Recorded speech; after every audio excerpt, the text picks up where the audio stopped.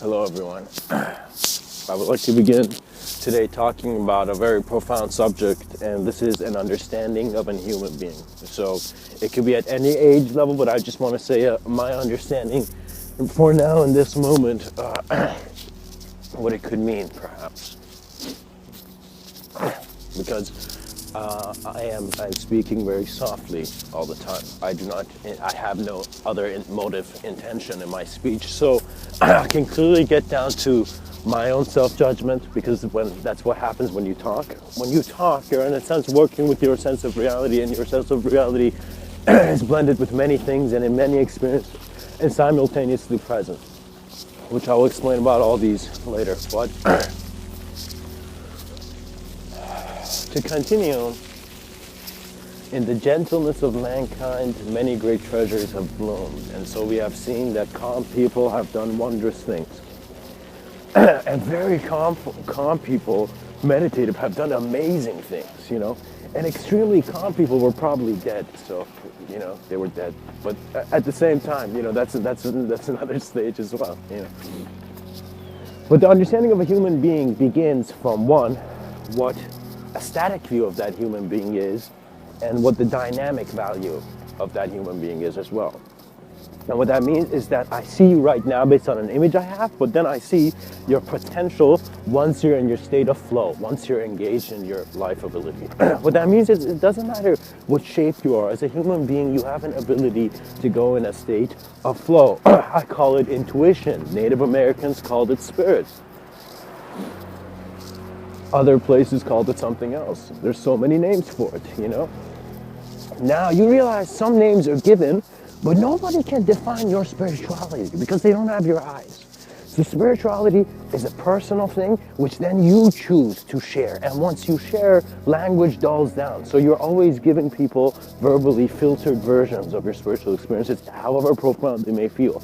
So this could even tell you so much about all these mystics and all these gurus who perceive through their inner eye. And so we see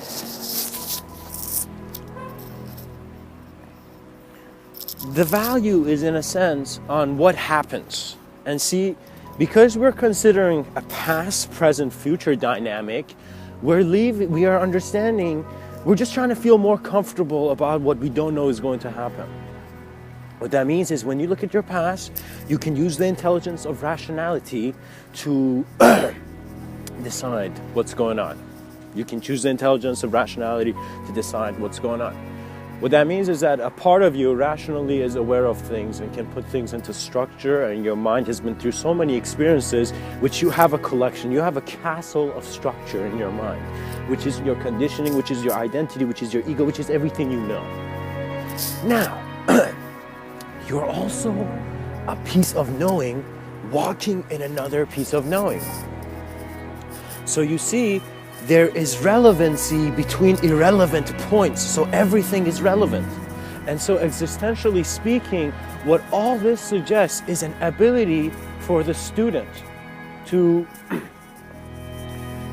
create his own master out of this moment. So mastery is it's the knowing of consciousness expressed in whatever way it has to. So that is mastery. Now you see, mastery of the moment is the awareness that idea does not need to lead. And so if the idea of you, the ego, is not maintaining you, what is? That's the question where a lot of people feel they're going to feel insane. Some people feel they're going to be insane. And insanity does not exist anywhere else other than in your own conception. So you fear your own mind. So you're insecure. So insane, the human being's ability to not be able to communicate with the insane, to create divisions, to create only one standard of good human being, means we're disvaluing even human life. Guys, our objectification of humanity has not gone just to objects, it has come to humans, because humans are relevant to objects.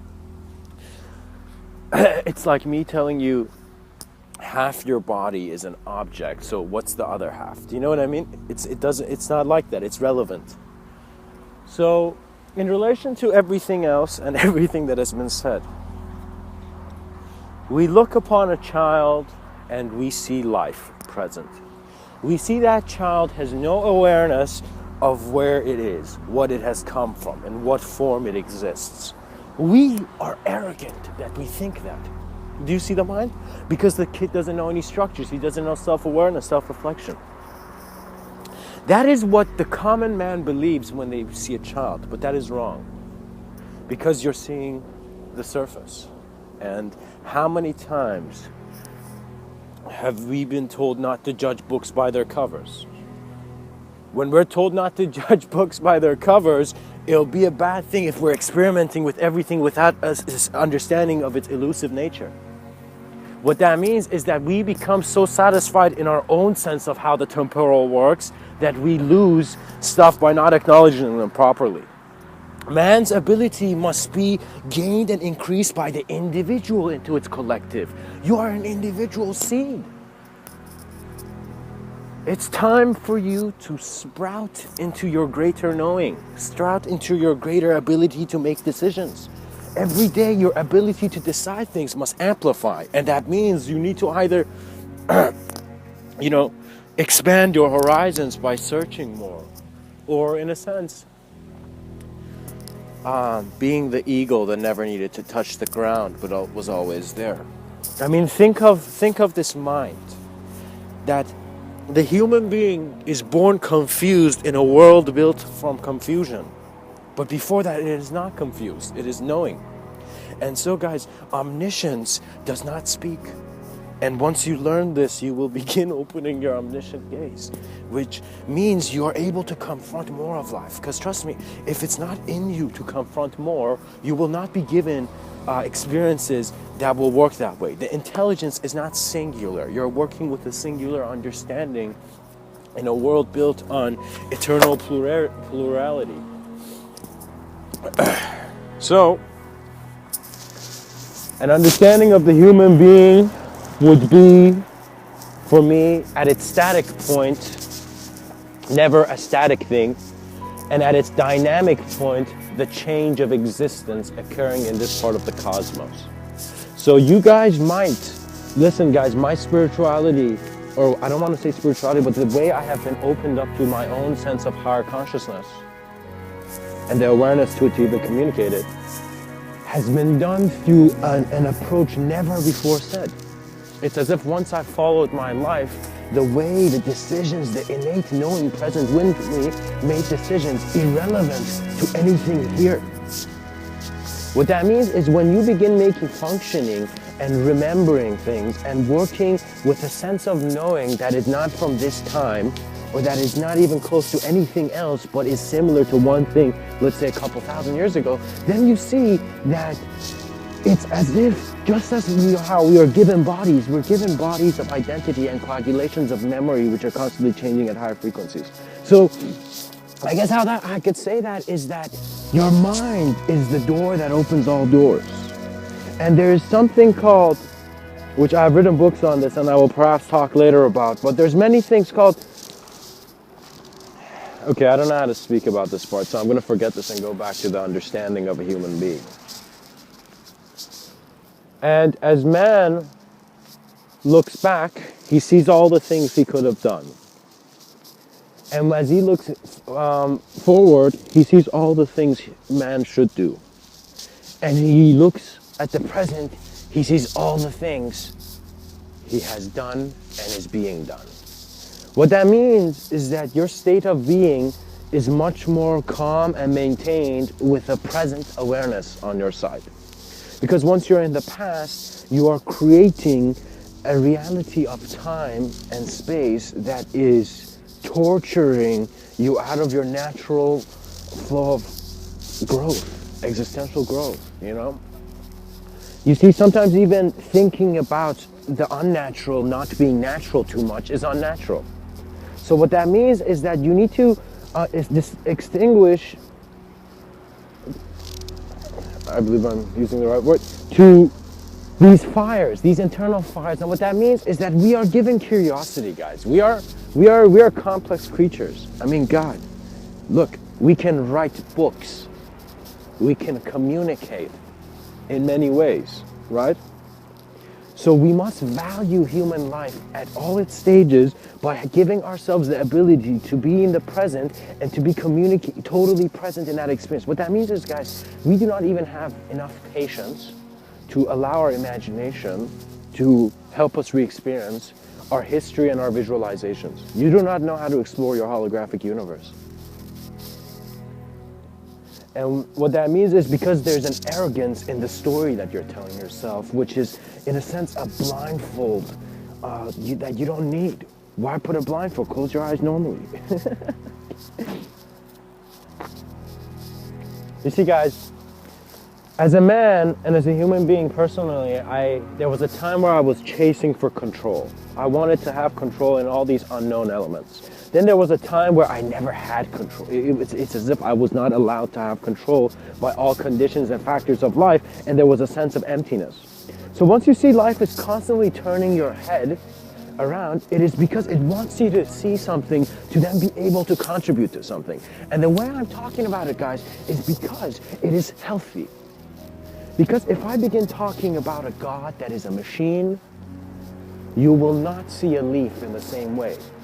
If I begin talking about a God that is a human, you will begin understanding more of how humans' potential can increase. But God is not an idea.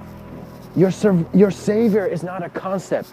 It does not walk in the same field where all your images of all your desires and ecstasies and all that walk. The human reception is not there to receive individually from its senses. You are a holistic process. A holistic intelligence is your own allowance to break your mask. You can only give. Nobody can break your mask if you don't give permission to it. You go see a lot of this stuff is breaking the mask. And what that means is that people are given name tags and just given into a role of life. And so they're constantly made into these ideas that are in a sense they're not fully agreed by themselves. What that means is that you may have done things throughout your life which were things which you didn't want to completely do, but you did it. So you have the sense of sensitivity and reality. You realize yourself is always honest. So dishonesty is your own illusion. Get rid of it. And dishonesty is something where you don't need to say something just to, excel your mind. A very good friend of mine, a very wise guy, I talked to him and he said, a very smart guy, he said, Machiavelli had this quote where he would say, have enemies around you, it will keep your mind sharp. And I was like, damn, that's a nice quote. And Machiavelli, I know Machiavelli, so damn, that's a nice quote, a nice guy, but how does that help? Well, why is that necessary? And I realized the mindset of people comes from their sensitivity to their own experience, and not a lot of people are sensitive to their own experience or another's experience. What that means is that when you walk to the park, you're not sensitive to your own experience and you're not sensitive to another person's experience, right? Well, you're only sensitive to the thoughts that are stressing you out. So you're walking in this state where you're kind of spaced out, but you're not. And let's say suddenly an emergency happens and someone falls down and you need to react to an emergency setting. And you see your body freezes. You see that it's like it's not real. You go in this surreal reality where you don't know what's happening, and you can't act and you freeze, and it's life's lock on you when you need to act most. And so a dream, or perhaps even a nightmare for some, has become physical reality. And what you understand, this is not something I have gone through. This is actually something I had in a dream. This was an experience I had in a dream, right? But I realized that I was aware that I was frozen.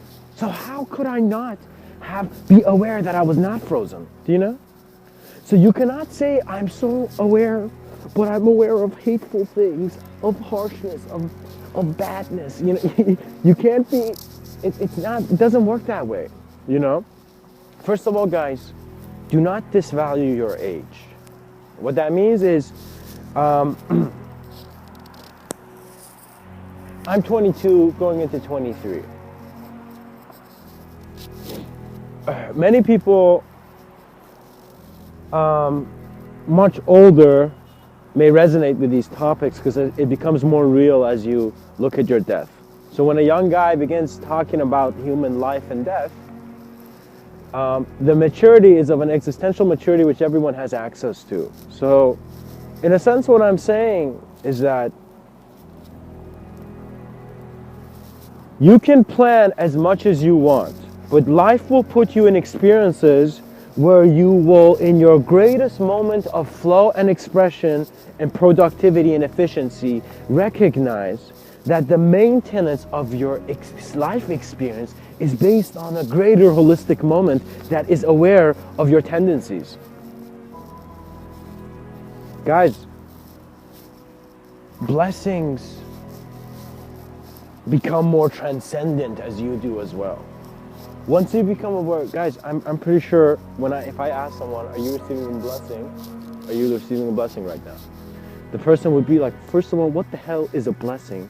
You know, and the person would probably say, no, I'm not receiving a blessing. The last person who blessed me was like my immigrant foreign grandmother in a different country before I came with you. So, technically, no, guys. Blessings are what your idea is receiving from life to find in its own appreciation. So what that means is that we must leave gaps of not knowing in our branches of knowing to allow growth. We must not be certain. Certainty is arrogance for the human being, because we are walking on the tight, on the rope of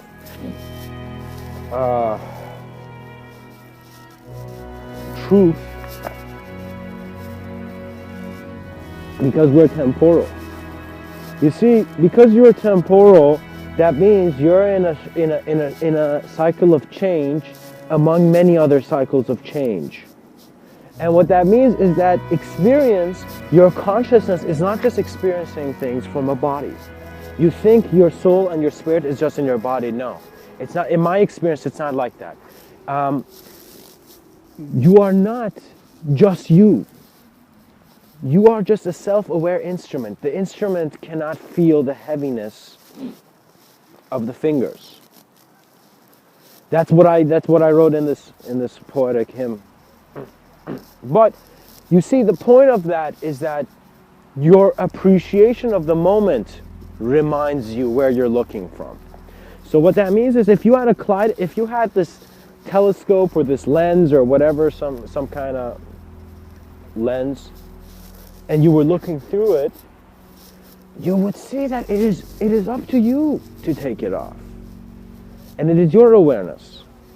So guys, for me, before even we talk about truth, it was very fascinating how existence had been able to create a moment of self-awareness to itself that was my reality, present among infinite realities of many senses of other, in which this machine can create many bridges into worlds unknown.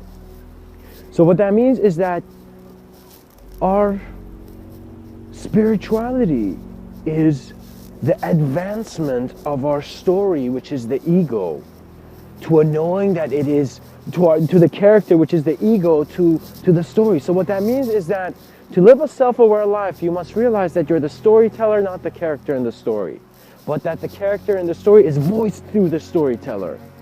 So as long as you think you're a character, God is writing your truth somewhere else. You must go to God's table. You must find the pen that is writing your every moment and experience that sense of new being that has nothing to do with duality. And so we see that our moment of experience can belong to many other moments of experience. To continue again, uninterrupted.